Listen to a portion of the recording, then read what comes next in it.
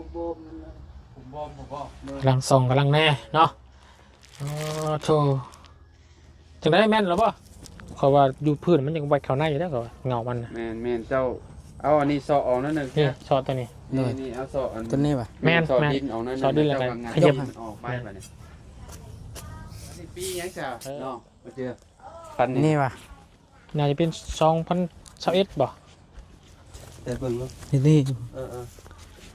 2021เจ้าสี่ที่คันนี่เด้แม่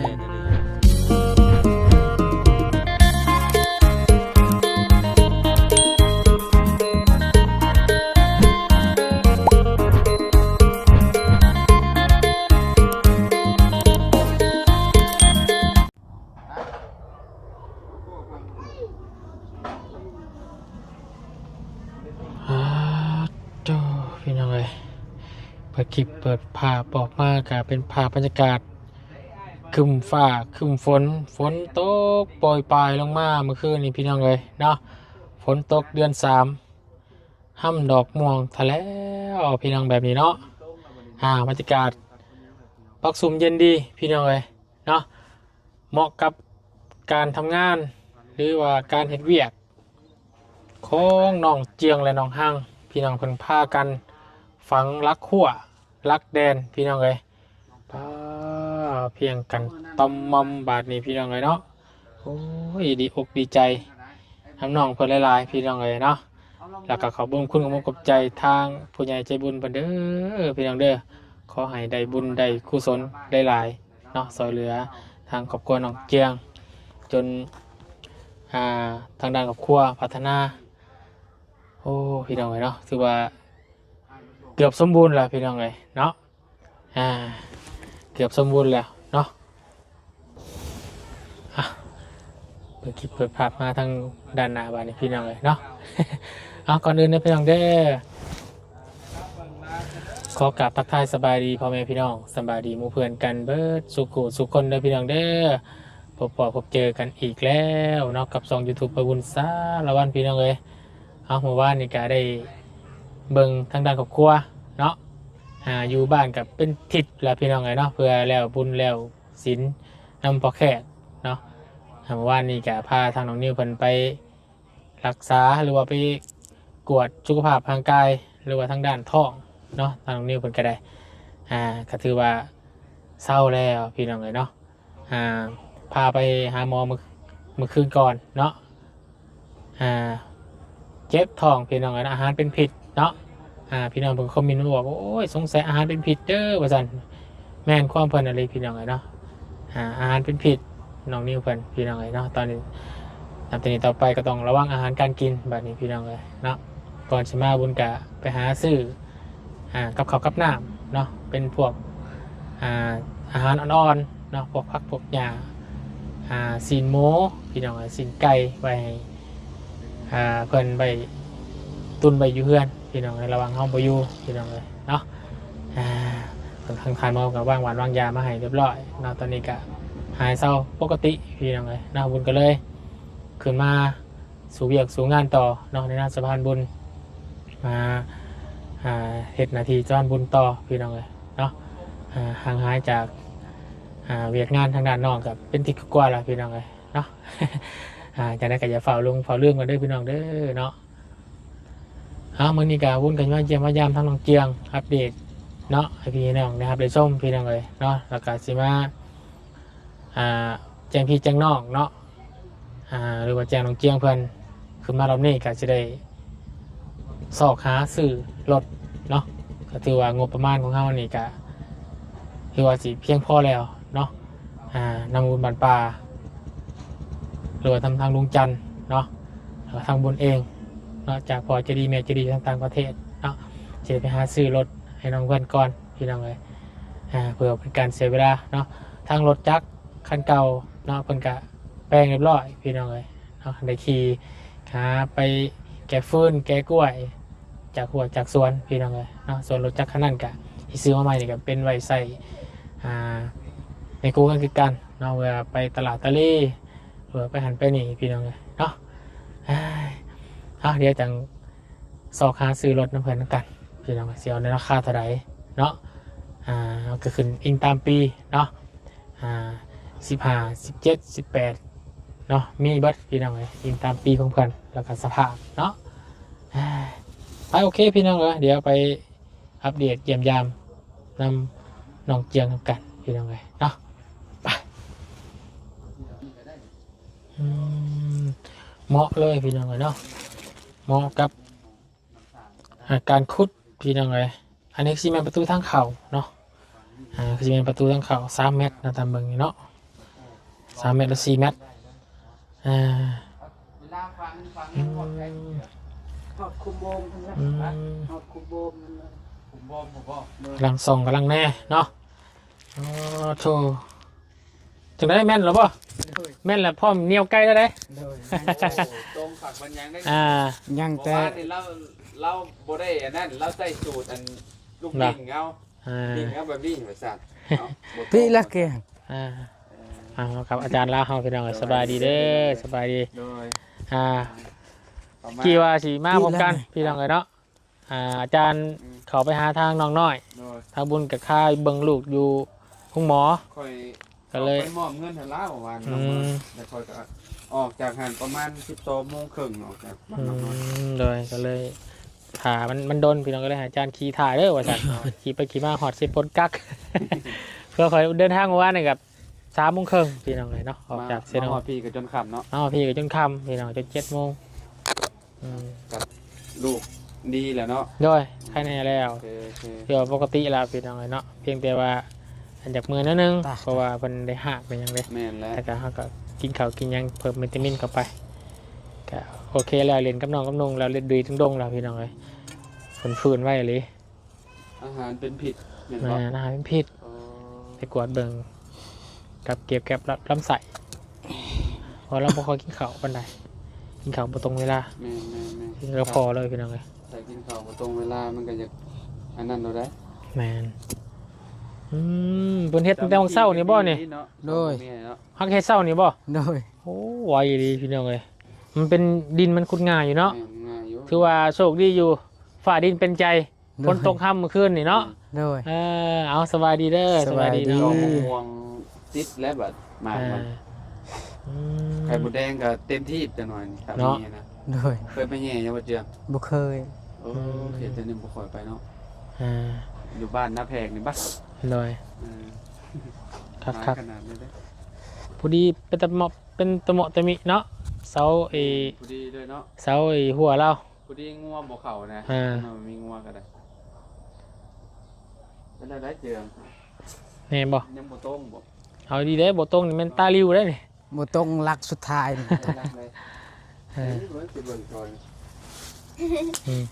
บ่ตรงหลักสุดท้ายโอ้ยแม่นนี่แหละพี่เจ้าต้องสมมติว่าเอาตีนออกตรงนี้เข้าเด่นอยู่มองใด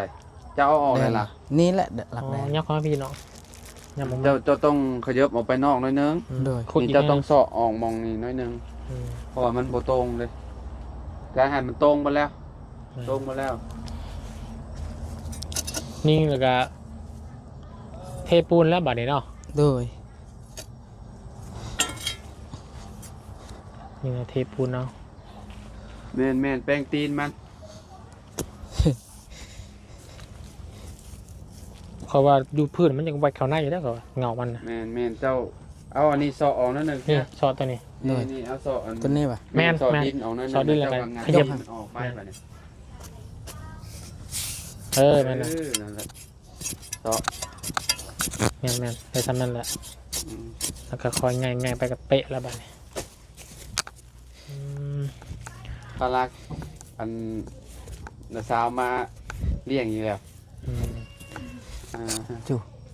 ในโทรศัพท์หรือเมื่อบ้านเราก็ได้ใส่เสาแล้วครบกดแล้วก็มันคาใส่ยังอ้อมอันนี้น้ำมักจับหรือว่าตะนางเนาะตะนางแหละเราเชียงว่าโดยขับแล้วสัตว์ตะนางเนาะพอได้กันน้อง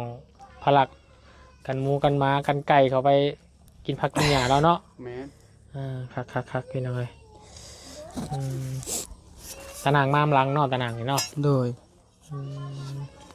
คักได้สันนี่พี่น้องเหมาะตะมินี่เนาะอาจารย์เนาะ พอดีงามเลยเนาะ เขากับเพื่อนเลยพี่น้องไอ้เสาเพื่อนเสาซานไอ้เสาหัวเราเฮ้ยยังไหนน้องเอ้ยจะให้งัดเข้าไปได้แน่นะงัดออกมานอกพี่ ไปเบิ่งงัดออกมางัดเต็มออกมาเรื่อยๆโอเคโอเค โอเคแล้ว เป๊ะเป๊ะ เด้ เป๊ะบ้านี่ เตะบ่ เด้เบิ่ง เบะเบะหัวเข้าไปนิดนึง เด้หัวมันยุ่งหัวมันเข้าไปนิดนึง หัวว่าหลายโพดหลายโพดโอเค เออ เอาแล้วบาทนี่ได้แล้วบาทนี่ เบิ่งนี่ก่อน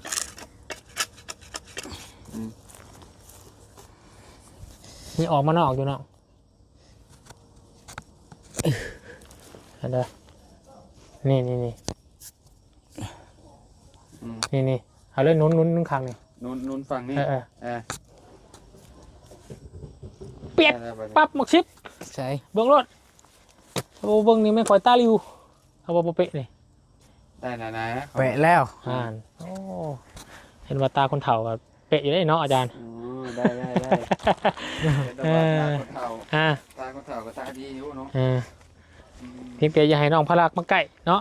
แม่นเวลาเพราะว่ายังบริโภมเด้เนาะเวลาเขาย่าง ซาต้องสั่งมาตื่นไปทรายเนาะเฮ้ยมีอยู่เด้นี่ โดยนี่ใช่ โอ้พอดีเลยแหละเขากับ ปูนอีกประมาณจัก10 ซอเนี่ยพ่ออยู่ ผสมเลยกับบ างเทื่อบ่ฮอดสมมาจักวันหาซอไป ใส่ แล้ว มองอันนี้มันนี่นะฮะนี่มองคอต่อมันนี่เนาะผสมเลยกับตอกใส่มองคอต่อมัน ทมมงกตอนึงก็ได้แล้วเนาะ อยู่ ให้มันยิ่งไว้แล้วพอแล้วต้องตอกเต็มกระยาเนาะ ก็เอาดินถม แม่น อีก บ่ต้องถอกเต็มดอกพอดีแบบอันนั้น ตอกยาตีมันก็พอแล้วคือว่าครบเนาะเสาเนาะ โดย ห่างจากเมตรนี่ประมาณ 2 เมตร 2 เมตรเนาะ โดย ประตูทางเขา4 เมตรบ่ 3 เมตร 3 เมตร โดย เขามองนี้เนาะ โอ้เขาบนนี้กับในอนาคตมีรถใหญ่นี่เรียกยากเลยนี่ โดย เนาะอาจารย์ เบิ้งเจ้าเจียเอาไปจอดได้ใช่เจือง รถใหญ่เนาะ รถใหญ่เจ้าน่ะ จากบ่ สมมติว่าเข้าเว้ย มันต้องฮักสิเลี้ยงพี่เนาะ มันต้องมาแล้วก็ฮักเขาว่ามองกลางจะว่างามบ่จักเขาเนาะ ทางน้องเป็นยังได้บอนนี่เนาะ ยังได้มองนี่บ่ มองกลางยันเขาเจ้าตั้งเฮือน โอ เพิ่น โอเค เดี๋ยวเผื่ออนาคต มี เจ้าตั้งเงินตั้งหยังอยู่มอง มีเหตุผลมีเหตุผล เพราะว่าแบบสมมุติว่าออกนี่แม่นความ มันเป็นหยังดอกมันในอนาคตถ้าว่ามันก็ง่ายได้อยู่เนาะง่ายเอาเป็นซอยถึงกับบาง เพื่อเป็นเสียเจืองเห็นได้เนาะ เป็นขับรถขับล่างเนาะ โดย ลงสตอรี่โหว่าน้องเฮาว่ะอนาคตนี่สิได้มีรถของตัวเอง บ่ได้เนาะอาจารย์เนาะ เนาะแต่ละคนก็คือกันเล่นเนาะเจืองเนาะ โดย อยากมีรถใหญ่คือกันแหละบ่ว่าไป ถ้าว่ามันเป็นไปได้ก็โยกคักแล้ว คักแล้วคักแล้ว ก็เห็ดไปนี้เนาะนี่เด้พี่น้องเอ้ยก็พูดไปนี้ไป งามเนาะคล้ายๆแบบ เป็นบ้านสวนว่าคักเนาะแบบเย็นดีเนาะอาจารย์เนาะ เนมไปทางหลังมีแต่ต้นมะกล้วยเนาะ แม่นถือรักอนามัยเลย ฝนมาเลยฝนอ่ะ ฝนตกด้วยมื้อนี้พี่น้อง เมื่อคื เด้ น อ นี่พ่นแห้งพ่น ฮะ เมื่อคืนนี่ ทา พ่ ง น เจ้า แห้ เอง งบอก โดย โอ้แต่พ่อเขาว่าเสียงยังอันก็เจ้าเอาลูซิ่งบ่ยิงอันมงอันบ้านพักเนาะ แม่น ก็โผล่ลงได้ เขาว่าไม่ยั้งว่ะอยู่ในหลังคาเขาว่าน้ำหมอกพี่ตกเองถ้าเขา พักกันกินข้าวแล้ววะน้องนี่ น้ำบ่ตรงบ่ โดยเฮากินแล้ว นี่อ้ายซื้ออันนี้มาฝากอ่ะ โดย ปิ้งไก่เซโน่ ขอบใจเด้อ ผมแท้เด้ ไก่เซโน่เด้อไปสู่ลูกสู่เต้ากิน แซ่บๆเลยเด้ โดย จำแจวพริกคักเนาะ บ่แม่นห้านที่เฮานั่งกินน่ะบ่จักบ่เจ้าชื่อ แม่น โอ้เอานะใครอยู่ได้ แม่น มื้อนั้นพากันไปกินบัด ได้ หลายเติบมื้อน่ะเนาะ แม่น คักๆอยู่แซ่บอยู่งานเพิ่นน่ะเด้มันเนมมันทางนี้เด้อ บ่ตัวนี้ลักนี่ไปพุ่นลัก บ่เนมบ่นะเนมได้อยู่เนาะ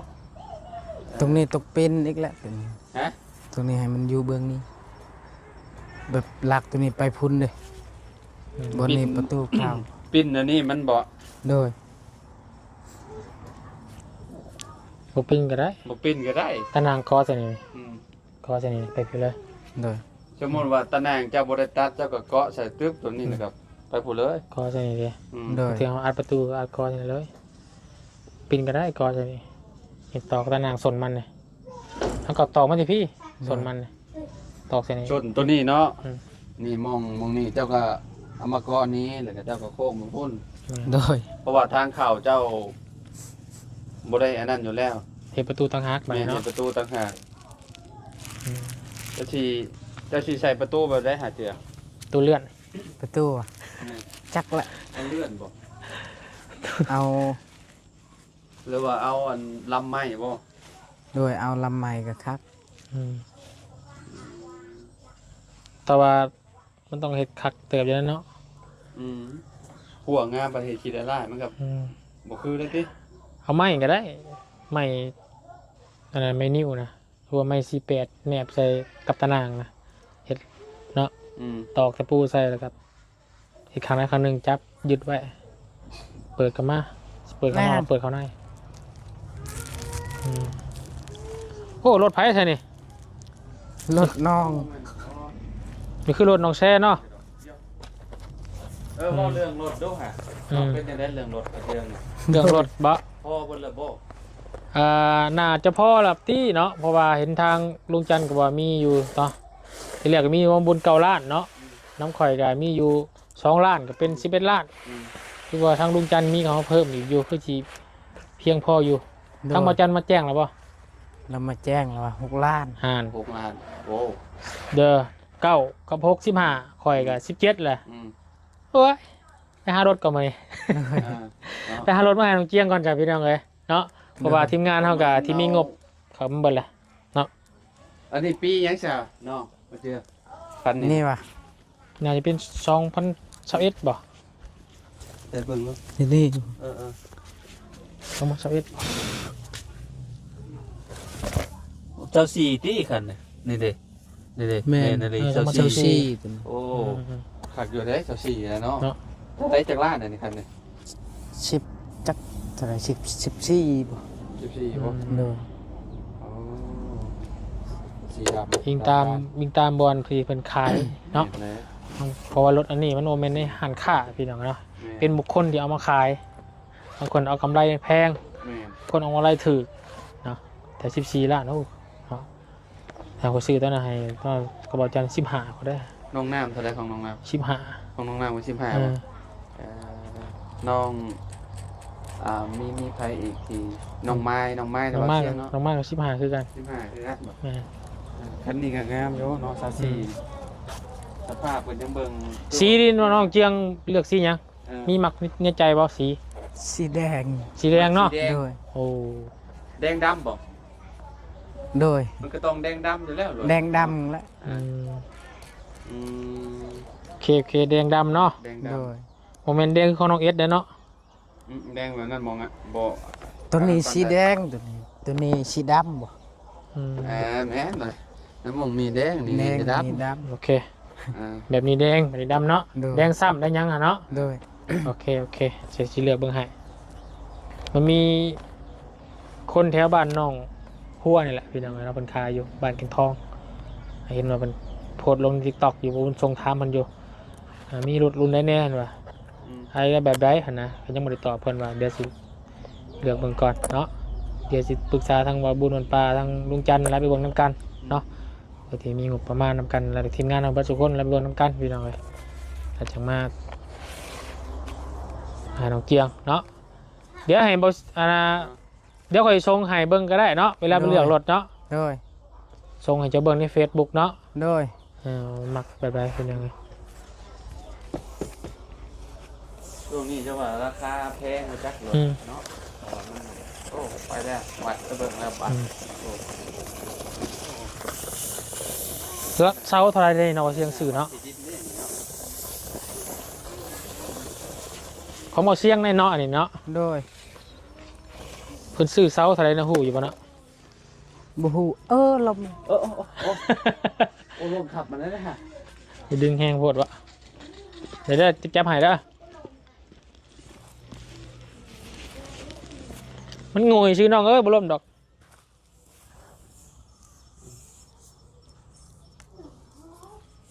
อันนั้นน่ะ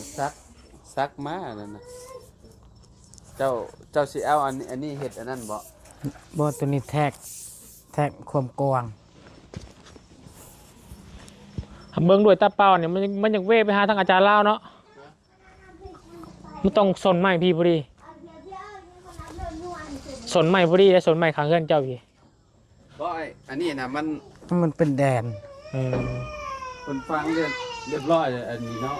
อันนั้นลักแดนน่ะเนาะ โดย เอาตามมาเลยเนาะเดี๋ยวคนยินใส่งัดไปอ้าว สาตัวนั้นมันรุดเลยทันได้หรือเปล่าทันได้แล้ว โอ้เวลาฟังน่ะมันสิเป็นแบบอันนั้นนั่นหนึงเนาะ เอาเอียงไหม เวไปพุ่นเนาะ เวออกนอกเลยต้องเอาสนใหม่พี่พอดีสนใหม่ทันเอาเจียงพอดีเป๊ะ ส่วนไม้ข้างในหาได้ อืม ส่วนไม้ข้างในโอเคบ่จักเขาว่าส่วนไม้นะมองเจ้าน่ะเจือ มึงนี่ป่ะ บ่ สนใหม่ข้างโต๊ะเจ้านั่นแหละพอดีเลย มันอยากเวออกนอกเลย ยันบ่า แม่มาส่วนไม้น้ำเจ้าพอดีเพราะว่ามันไม้ใหญ่เด้นั่นแหละมองมือเจ้าน่ะเจ้าเอาวางเถอะดู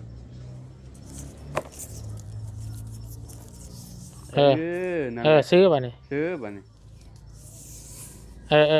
แม่น ได้ เอา บ่นี่ ลักแดนนั่นนี่เด้อ อย่าไว้สนนักเรียนเนาะ เอาล้างแดงมันกว้างเด้ ไปยองลักดิ สมมุติว่าจะถอดลักออกมันก็คือเก้าก็ได้เลยมันก็เป๊ะเลย โดย ลักอันนี้มันใหญ่เลย โดย อันนี้มันใหญ่นี่เอามาหมองนี้มันก็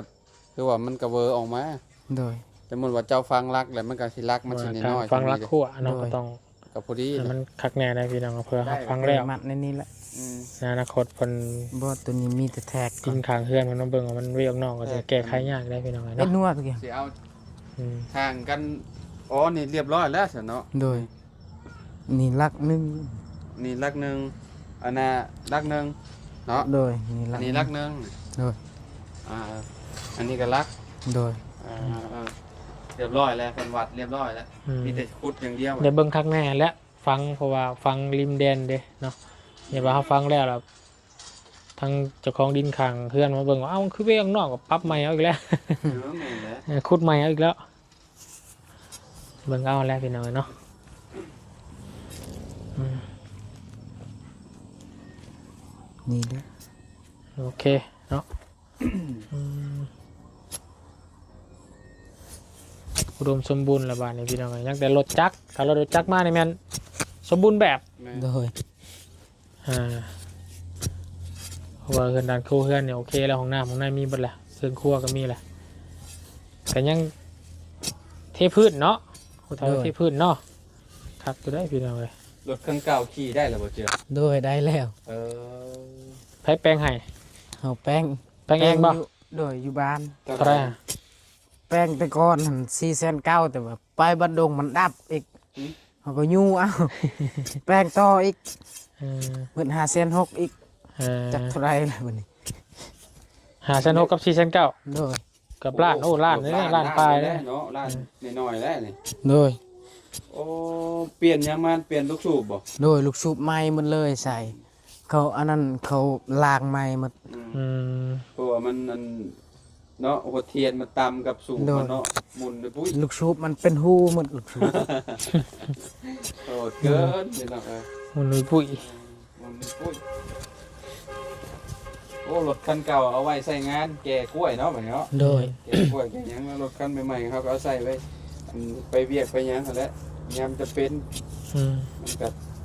ไปทางใดมันก็สะดวกแล้วมันบ่ค่อยมีปัญหาเด้รถคันใหม่ แม่น ไปบ้านไม่เท่าก็สบายแล้วบัดนี้ โดย พาลูกพาเมียไป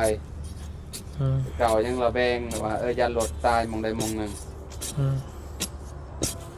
อืม โอ้ผลแห้งหรือบ่บุญเด้อ เนาะ โตโตเลยได้ป่ะนี่ เนาะเดี๋ยวทั้งอ้ายไปหากินข้าวกันเด้อสนองเด้อ โดย